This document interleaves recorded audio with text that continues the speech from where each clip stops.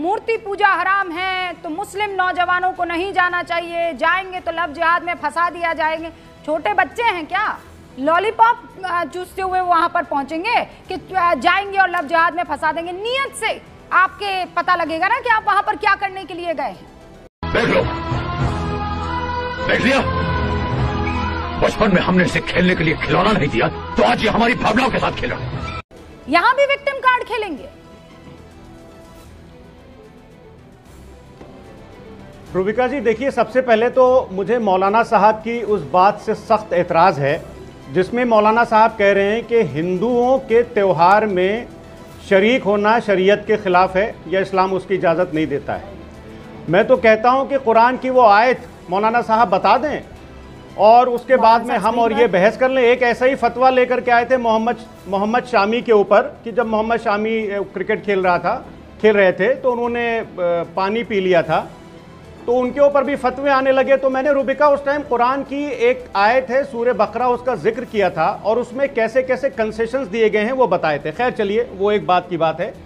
लेकिन मैं अपने बचपन से लेकर के आज तक, रूबिका जी अब रुक जाइए, आप दे दीजिएगा। मैं बचपन से लेकर के आज तक हिंदू भाइयों की होली में भी शामिल रहा। हेलो दोस्तों, नमस्कार। आप देख रहे हैं गोदी टैलेंट डिबेट। आज के डिबेट होने वाला है हमारा मतलब भारत में नवरात्रा के टाइम चल रहा है जो हमारे लिए बहुत बड़ा पर्व है, तो इसमें गरबा भी होता है बहुत जगह पे। इसके लेकर भारत सरकार ने मुसलमान समुदाय के लिए फरमान जारी किया है कि मुसलमान भाई गरबे में नहीं जा सकते। इसके लेकर डिबेट है। डिबेट में होंगे रूपका लियाकत और सपा प्रवक्ता, दोनों के बीच में बहुत कड़े बोल में हमले होंगे। और लेकिन रूपका लियाकत आज बदले बदले सी नजर आई। किस प्रकार से सपा प्रवक्ता को तारीफ करती है, लेकिन इतना तारीफ करना रूपका लियाकत को भारी पड़ गया। तो चलिए वीडियो स्टार्ट करते। वीडियो लास्ट तक देखिएगा, फुल इंटरटेनमेंट होने वाला है और अपना राय जरूर दीजिएगा। चलो भाई देखो अब मैं क्या करता हूँ। दिवाली में भी शामिल रहा और इंशाअल्लाह ताला शामिल होता रहूंगा और लोगों को कहता रहूंगा कि आप शामिल होइए, क्योंकि ये गांधी का देश है, ये अंबेडकर का देश है, ये मोहम्मद अली जिन्ना का देश नहीं। बात तो सही है। प्रोफेसर साहब तो मुझे सख्त आपत्ति है। अब आप अपने टाइम पे मौलाना साहब बोलिएगा, रुक जाइए। सुनिए प्रोफेसर साहब, नहीं मैं प्रोफेसर नहीं जी, अरे जी फराज साहब, पहले तो मैं आपकी तारीफ क्या बोला तूने? कर दूं कि आपने कहा है मैं दिवाली मनाता था, मैं होली मनाता था, मुझे ना कोई पहले रोकता था ना आगे कोई रोक सकता है। ये मेरा अपना तरीका है और मैं इसे हिंदू मुस्लिम एकता के लिए करूंगा। ये मेरे यहाँ का कल्चर है।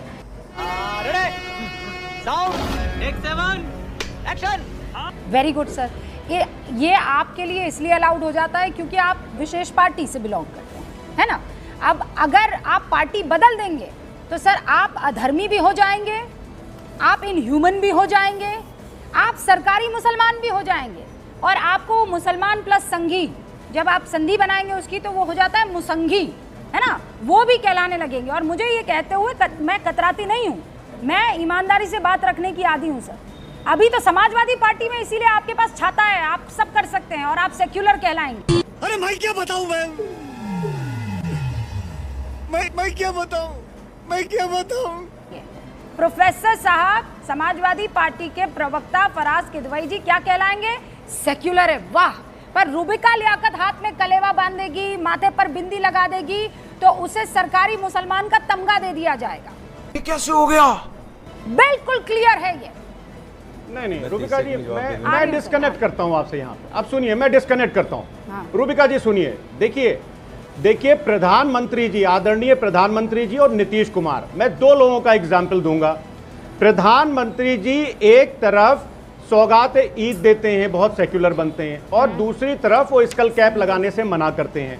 उनकी इस बात का सम्मान करते हैं, भाई ठीक है, उनका जो अकीदा है वो ये इस बात की, उनके पर्सनल बिलीफ के हिसाब से उनको इजाज़त नहीं देता है।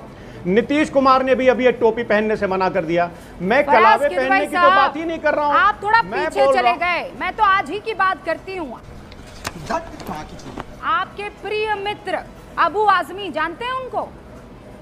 फोटो दिखाऊं उनका मैं आपको? नहीं, मैं डू यू नो हिम? मैं जो हूँ रूबिका जी, सुनिए फराज भाई पहले मुझे बताइए, do you know this man called Faraz भाई, do you know this man called Abu Azmi? झुक के रहना पड़ेगा मेरे आगे। रूबिका जी, मैं जो हूँ अबू आसिम साहब को भी जानता हूँ। All right, wonderful.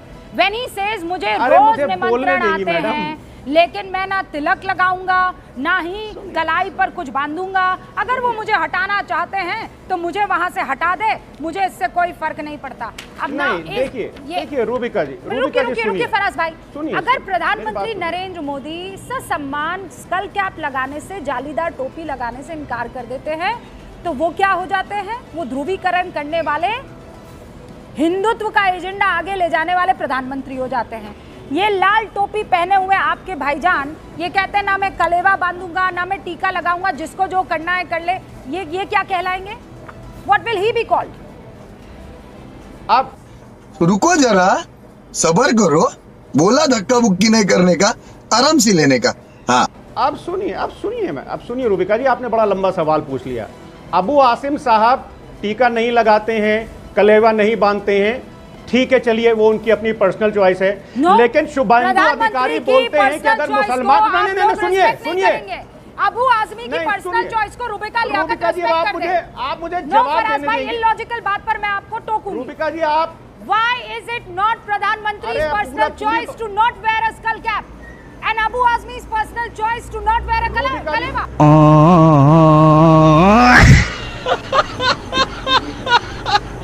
शुभेंदु अधिकारी बोलते हैं कि अगर मुसलमान विधायक जीत करके आ गए तो उनको विधानसभा से फेंकवा देंगे।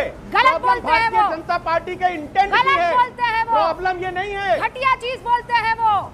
हाँ, तो क्या वो भारतीय जनता पार्टी से निकाल दिए गए? अबू आजमी जो करते हैं घटिया काम करते हैं। वो भारतीय जनता पार्टी से निकाल दिए गए? अरे छोड़िए, आप भारतीय जनता पार्टी मेंटोर नहीं है आपकी, आप अपनी बात कीजिए। अगर घटिया है शुभेंदु अधिकारी तो कहिए अबू आजमी घटिया नंबर 1 है, कहिए। रूबिका जी, शुभेंदु अधिकारी घटिया नंबर 1 है? नहीं, अबू आसिम साहब ने ऐसी कोई बात थोड़ी ना कही हिंदू भाइयों के लिए। उन्होंने तो अपनी पर्सनल चॉइस बोली, तो इसका मतलब आप प्रधानमंत्री जी के लिए भी यही बोलेंगे कि वो अपनी पर्सनल चॉइस थी? फिर क्या नीतीश कुमार जी के लिए भी यही बोलेंगे? आपके लॉजिक से जा रही हूं। आपने कहा कि कैसा आदमी है देश का प्रधानमंत्री की स्कल कैप नहीं लगाता, तो मैंने आपसे कहा अबू आजमी कैसा आदमी है जो कलेवा बांधने से इनकार करता है, तो आप कहते हैं अबू आजमी तो पर्सनल चॉइस है मैडम, पर प्रधानमंत्री के not be a personal choice.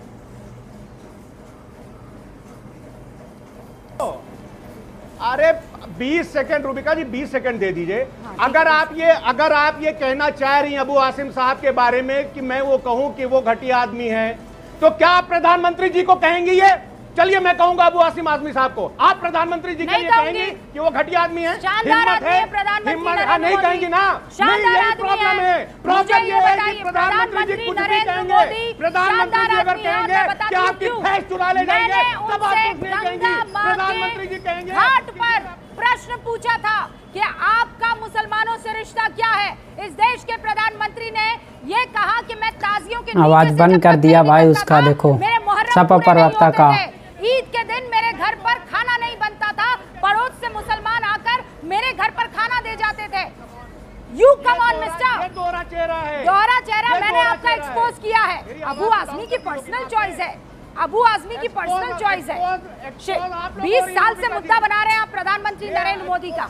अभी मुझे बताइए, ये अबू आजमी से लेकर मेरी आवाज डाउन कर दी होगी। पूरा विश्वास मुझे है, मेरी पूरा विश्वास है, पूरी दुनिया को सुनाई दे रही है। क्योंकि प्रधानमंत्री जी को कुछ कहने के लिए किसी की हिम्मत नहीं है, किसी की औकात नहीं है। क्या बात कर रही हैं आप? आपकी आवाज ही नहीं गई।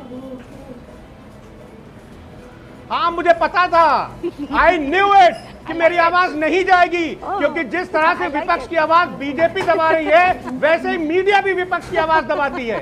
आई न्यू इट रूबिका जी, इसलिए मैंने बीच में ही कह दिया था कि मेरी आवाज नहीं जा रही होगी, लेकिन जनता हमारी आवाज सुन रही है रूबिका जी। You knew it and I exposed you. मैंने आपकी आवाज कम नहीं बोल रहा हूँ। अगर आपकी हिम्मत है तो प्रधानमंत्री जी को वो कहिए, मैं अबू आसिम साहब को कहूंगा। मैं जानती हूँ और मैं इस मामले में बहुत ही अनबायस्ड लड़की हूँ। आपके सर्टिफिकेट की जरूरत नहीं फराज भाई। बंद कमरे में जब आप नहीं, तो हमें भी आपके सर्टिफिकेट की जरूरत नहीं मैडम। मंथन करेंगे तो अपने आप आपको इस बात का एहसास हो जाएगा कि आप कहाँ खड़े हुए हैं, इस वक्त नजर आ रहे हैं।